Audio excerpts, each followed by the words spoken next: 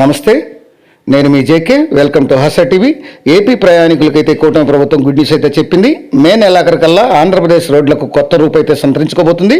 ఆ ప్రాంతాలకు మహర్దశ అయితే రాబోతుంది. ఈ మేరకు కూటమి ప్రభుత్వం కొన్ని గ్రామాలు, కొన్ని యొక్క రహదారుల యొక్క జాబితాను విడుదల చేసింది.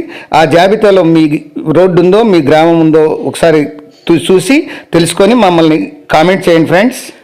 ఆంధ్రప్రదేశ్లో ప్రయాణం అంటేనే ఒకప్పుడు వెన్నులో వణుకు పుట్టేటువంటి పరిస్థితి, కానీ ఇప్పుడు ఆ దృశ్యం మారబోతుంది. అధికారంలోకి వచ్చినటువంటి కూటమి ప్రభుత్వం సంక్షేమంతో ఓటం, మౌలిక సదుపాయాల కల్పనే ధ్యేయంగా అడుగులు వేస్తుంది.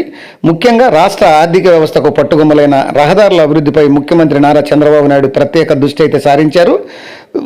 పశ్చిమ గోదావరి జిల్లాలో పర్యటించినటువంటి ఇటీవల ఈ కూటమి ప్రభుత్వం మంత్రులు మరియు ముఖ్యమంత్రి నారా చంద్రబాబు నాయుడు రాష్ట్రంలో జరుగుతున్న రోడ్ల అభివృద్ధి పనులపై కీలక ప్రకటనలు అయితే చేశారు. వాటి వివరాలు ఇప్పుడు చూద్దాం. రాష్ట్ర వ్యాప్తంగా రహదారుల వ్యవస్థను గాడిలో పెట్టేందుకు ప్రభుత్వం భారీగా నిధులైతే మంజూరు చేస్తుంది. ప్రస్తుతం రాష్ట్రంలో 3,380 కోట్లతో రోడ్ల మరమ్మతులు, పునర్నిర్మాణ పనులు శరవేగంగా సాగుతున్నాయి. ఇప్పటికే 1,081 కోట్లు ఖర్చు చేసి రాష్ట్ర వ్యాప్తంగా 16,000 కిలోమీటర్ల మేర రోడ్లను బాగు చేశారు. గుంతలను పూడ్చివేసే ప్రక్రియ దాదాపు పూర్తిగా వచ్చింది.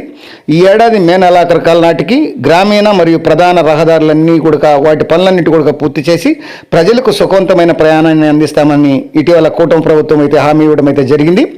పశ్చిమ గోదావరి జిల్లాలో కాలమండలం కోపల్లిలో బొందాడ డ్రైనేజ్పై శిథిలావస్థకు చేరినటువంటి ప్రాత బ్రిడ్జి స్థానంలో కొత్తగా 12 కోట్ల రూపాయలతో 4 లైన్ల బ్రిడ్జి నిర్మాణానికి ఇటీవల కూటమి ప్రభుత్వం భూమి పూజ కూడా చేశారు.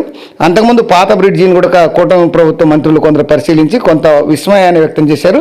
గత ప్రభుత్వం ఇలాంటి కీలకమైన నిర్మాణాలను చేపట్టకపోవడం బాధాకరమని కూడా వారు కూటమి ప్రభుత్వ మంత్రివర్గం అయితే విమర్శించడం అయితే జరిగింది. రోడ్ల పునరుద్ధరణలో కృష్ణా జిల్లాకు ప్రభుత్వం పెద్దపీట వేసింది. జిల్లా వ్యాప్తంగా కృష్ణా జిల్లాకు 160 కోట్ల రూపాయలు 1,518 కిలోమీటర్ల రోడ్డును బాగు చేస్తున్నారు.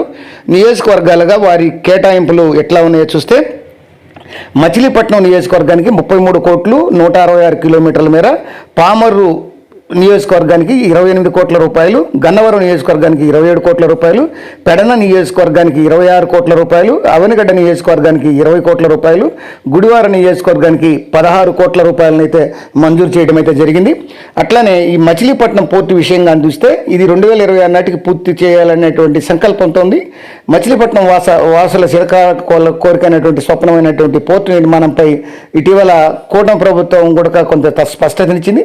ఇప్పటి వరకు పోర్టు పనులు 50% పైగా పూర్తయ్యాయి. దీనికోసం 1,760 కోట్ల రూపాయలు ఖర్చు చేశారు. మిగిలిన 62% పనులు సుమారు 1,700 కోట్ల రూపాయలతో పూర్తి చేసి 2026 డిసెంబర్ నాటికి పోర్టును అందుబాటులోకి తీసుకురావాలని అయితే ప్రభుత్వం లక్ష్యంగా పెట్టుకుంది.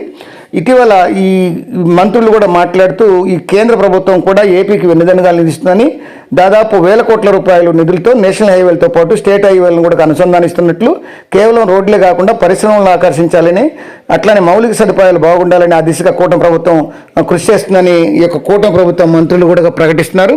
అది ఫ్రెండ్స్, ఈ యొక్క ఏ నియోజకవర్గానికి ఎంత కేటాయించాలనేటువంటి విషయం మీద మీకు ఈ వీడియో ద్వారా తెలియజేశాను.